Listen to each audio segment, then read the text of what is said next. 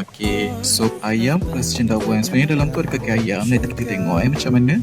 Okey, kalau macam musim hujan ni memang best makan sup ayam lepas tu dengan sambal lah. Okey, jom kita start. Okey, mula-mula pastikan lama pula video ni. Okey, kacau lagi. Okey.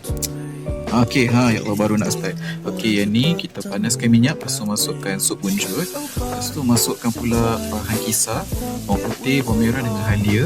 Okey, sebab nakkan khasiat dia tu sekali dalam kuah lah. Kalau kita kisar, nanti dia boleh sepati dengan sup tu kan. Okey, kacau-kacau. Okey, pastikan dah tumis tu, nanti baru masukkan air panas lah. Okey, lepas air tu dah menggelegak, baru kita masukkan ayam. Okey, ini stage masuk ayam, lepas tu kita kacau-kacau dia. Okey, lepas tu masukkan cendawan dengan kentang. Proses masuk awal sebab cendawan tu memang nak kena masak lama sikit. Kena kentang tu nak bagi lembut lah. Mana kaki ayam nanti dulu. Okey, ni masukkan batang sup. Sebab dalam batang sup nanti dia boleh enhance rasa sup tu lah awal-awal. Okey, yang tu masukkan garam season awal-awal supaya nanti tak payah nak campur garam lagi lah sebab dia dah sebati kan rasa dia. Lepas tu kita masukkan seasoning stok ayam. Okey, kat sini baru masukkan kaki ayam sebab dia stage dia jangan awal-awal sangat. Kaki ayam ni dia mudah hancur. Okey, lepas tu dah siap.